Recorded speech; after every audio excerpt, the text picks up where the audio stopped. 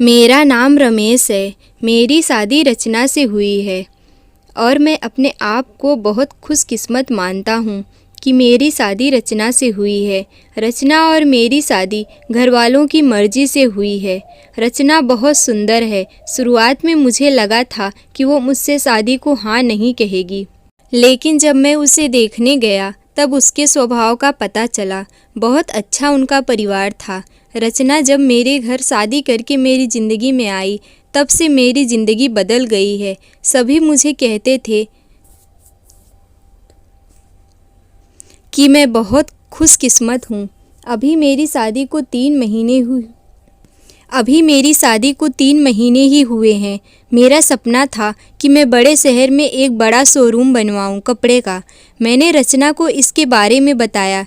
रचना को पता है कि यह मेरे लिए कितना बड़ा सपना है। मैं दिन रात इसी में लगा रहता हूँ। बड़ी मुश्किल से मुझे एक जगह मिली, लेकिन पैसे बहुत ज़्यादा थे। इसलिए मैंने अपने गांव की ज़मीन बेचने का फैसला किया। ज़मीन में मेरे पिता के दूसरे भाइयों का भी हिस्सा था। इसके लिए मुझे कुछ दिनों तक गांव में जाना पड़ रहा था। मैंने रचना को चलने को कहा, क्योंकि पता नहीं कितना समय लग सकता है। लेकिन उसने कहा कि वो अपने मायके में चली जाएगी। मैंने भी सोचा ठीक है। रचना अपने मायके चली गई। मैं अपने गांव चला गया। रचना से मैं फ़ोन पर बात किया करता था। ज़मीन के कागज़ और सारी बातों में समय लग रहा था। इस दौरान मेरी पत्नी से मेरी बात होती रहती थी। मैंने एक शाम उसे फ़ोन किया तो वो कुछ बदली बदली सी लग रही थी, ज़्यादा बोल भी नहीं रही थी।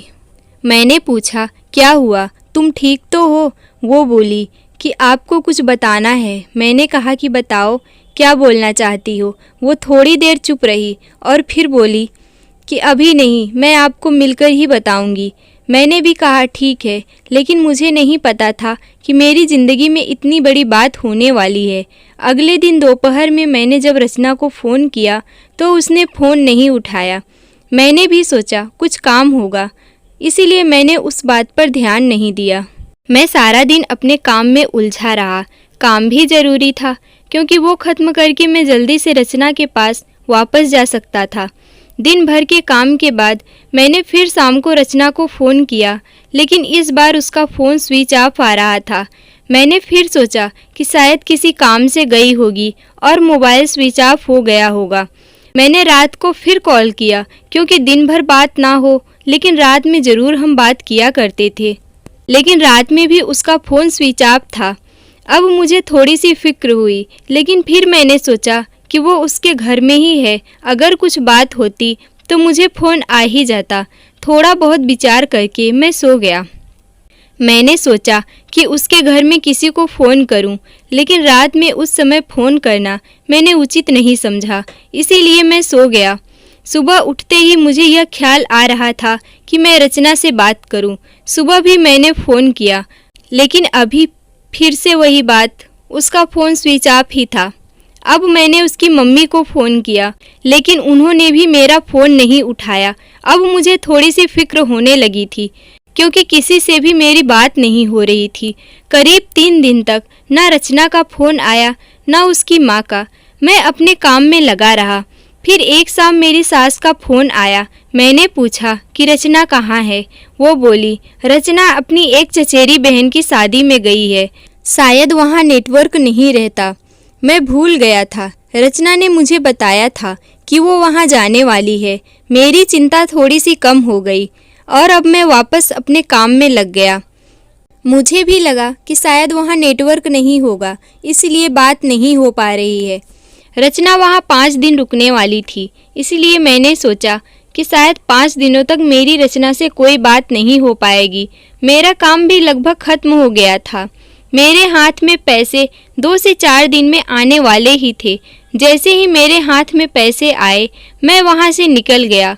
वहाँ से निकलने के बाद मैं सीधा अपनी पत्नी के घर ही गया, उसे लेने के लिए। जैसे ही मैं वहाँ पहुँचा, मुझे देखकर मेरी सास खुश होने के बजाय डरी हुई दिखाई दी। मैं थोड़ी देर वहाँ बैठा, उनसे पूछा कि रचना कहाँ है? वो बोली कि वो अभी नहीं आई है। मैंने बोला नहीं आई है? अभी तक उसका फ़ोन भी नहीं लग रहा। मैंने कहा कि आप मुझे वहाँ किसी का नंबर दे दो। कितने दिन से रचना से बात नहीं हुई है। वो कुछ देर सोचती रही, फिर बोली, अभी मेरे पास नंबर नहीं है, मैं आपको किसी से पूछ कर देती हूँ। करीब 8 दिन हो गए थे मुझे रचना से बात किए। मुझे रचना पर भी गुस्सा आ रहा था कि उसका फ़ोन स्विच ऑफ क्यों है। उसका फ़ोन काम नहीं कर रहा था तो वो किसी और के फ़ोन से भी तो बात कर सकती थी, लेकिन उसने मुझे बात नहीं की। मैंने सोचा कि जब वो आएगी तो मैं उसे ज़रूर डांटूंगा। मेरी सास का फ़ोन नहीं आया। करीब 12 दिन हो गए। मैं उनके घर वापस गया, लेकिन अब वो भी घर पर नहीं थी, ना ही मेरा फ़ोन उठा रही थी। अब मेरे मन में बहुत सारे विचार आने लगे। आखिर बात क्या है जो रचना और उसके घर वाले मुझसे इस तरह का बर्ताव कर रहे हैं। मैंने उन्हें मैसेज किया कि अब मैं पुलिस के पास जाऊंगा। मेरी इस धमकी से शायद वो डर गई और उनका फ़ोन आया। बोली, बेटा मैं तुम्हें कुछ बताना चाहती हूँ, तुम घर पर आ जाओ। अब मेरी चिंता बढ़ती जा रही थी। ऐसी क्या बात है जो यह सब मुझसे छिपा रहे हैं। मेरी पत्नी ने मुझसे 20 दिनों से बात नहीं की थी। मैं अगले दिन उनके घर गया। मेरी सास का मुंह उतरा हुआ था। मैं बहुत गुस्से में था। मैंने जाते ही जोर से चिल्लाते हुए कहा कि कहाँ है रचना। मेरी सास मुझसे बोली, बेटा अब मैं तुम्हें जो बताने वाली हूँ उस पर तुम्हें विश्वास नहीं होगा, लेकिन यह भी सही है। वो बोली कि रचना किसी के साथ भाग गई है। मुझे मेरे कानों पर विश्वास नहीं हुआ कि मैंने क्या सुना। मैंने बोला, आप कुछ भी बोलोगे और मैं मान जाऊंगा। वो बोली, बेटा यही सच है। तुम्हारी शादी के पहले उसका एक प्रेम प्रसंग था। जब वो गांव में अपनी बहन की शादी में गई तो उसे वहां वो मिल गया और उसके साथ मौका देखकर वो भाग गई। मैं जानती हूँ तुम उससे बहुत प्यार करते हो, लेकिन अब यही सच है कि तुम्हें उसे भूलना होगा। हम लोग पुलिस के पास नहीं गए, नहीं तो बदनामी होगी, इसीलिए हम इस बात को तुमसे छिपा रहे थे। रचना मेरे साथ 3 महीने तक रही। जितना मैं उसे जानता था वो ऐसा नहीं कर सकती थी, लेकिन उसकी माँ यह कह रही थी तो मैं कैसे ना मानता। मेरा मन अभी भी मानने को तैयार नहीं था। मेरी सास मेरे आगे रो रही थी, माफ़ी मांग रही थी। इतनी बड़ी बात मेरे घर वालों को पता चली तो उन्हें भी विश्वास नहीं हुआ। रचना स्वभाव से बिल्कुल भी ऐसी नहीं लग रही थी। रचना की माँ को देखकर मैं और मेरे घर वाले चुप रह गए। हमने कुछ बड़ा कदम नहीं उठाया। मैं अपने साथ हुए इस धोखे को बर्दाश्त नहीं कर पाया। मैंने रचना को बहुत प्यार किया और मुझे कुछ भी हासिल नहीं हुआ। अब मुझे रचना नाम से भी नफरत हो गई थी। मेरी ज़िंदगी पर इसका बहुत असर हुआ। मैं जो शोरूम की शुरुआत करने वाला था उसके लिए मेरे पास सब कुछ आ गया था, लेकिन फिर भी अब मुझे कुछ करने का मन नहीं हो रहा था। किसी के साथ इतना बड़ा धोखा हुआ तो कोई कैसे खुश रह सकता है। मेरे घर वाले मुझे संभाल रहे थे। मैंने उन्हें बहुत ढूंढने की कोशिश की। मैं चाहता था कि वो मुझे मिले तो मैं उससे पूछूं कि आखिर उसने मेरे साथ ऐसा क्यों किया। धीरे धीरे समय बीतता गया। उसे गए अब 7 महीने हो गए थे। मैं भी उसे भूलकर अपनी ज़िंदगी में वापस बिजी होने लगा था। एक दिन मेरा उसके घर यहाँ से जाना हुआ। ऐसे ही मेरा ध्यान उसके घर की खिड़की पर पड़ा। मुझे दिखाई दिया कि खिड़की में रचना है। एक झलक सी मुझे दिखी। मैंने उसी समय उनके घर का दरवाज़ा खटखटाया। मेरी सास ने दरवाज़ा खोला और वो मुझे देखकर ही डर गई। दरवाज़ा खुलते ही मैं अंदर जाने लगा। मेरी सास ने मुझे रोका, लेकिन मैं नहीं माना। अंदर कमरे में गया तो रचना को देखकर मैं हैरान रह गया। रचना व्हील चेयर पर बैठी थी। रचना ने मुझे देखा और उसकी आंखों से आंसू आ गए। मैंने पूछा, यह क्या हुआ? रचना बस रो रही थी। मेरी सास बोली कि बेटा, रचना जब शादी में गई थी तब उसका एक्सीडेंट हो गया था और उसे ऐसी जगह चोट आई जिसके कारण अब वो चल नहीं सकती थी। एक्सीडेंट के समय भी बेहोशी में बस यही कह रही थी कि तुम्हें ना बताए।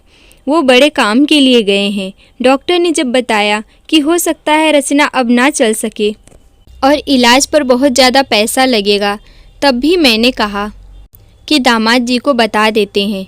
लेकिन रचना ने कहा, मैं उनकी ज़िंदगी ख़राब नहीं कर सकती। उनका सपना है शोरूम खोलने का।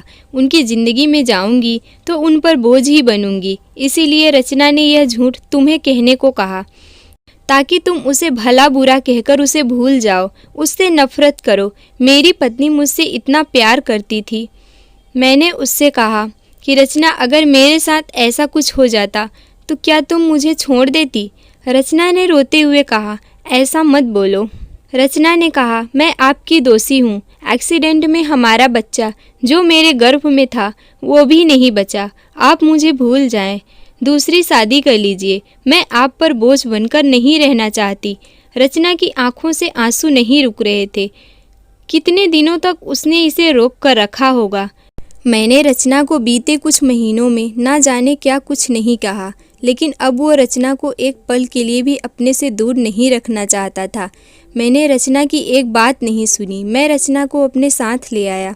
अब कोशिश यही है कि वो फिर से चल सके।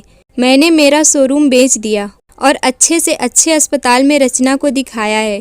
उम्मीद की किरण अब दिखाई दे रही है। उम्मीद है कि रचना फिर से अपने पैरों पर चल सकेगी। आपको यह कहानी कैसी लगी? कमेंट कर ज़रूर बताइएगा। ऐसी ही कहानियों के लिए आप हमारे चैनल को सब्सक्राइब कर सकते हैं। मिलते हैं आपसे एक ऐसी ही कहानी के साथ। तब तक के लिए धन्यवाद।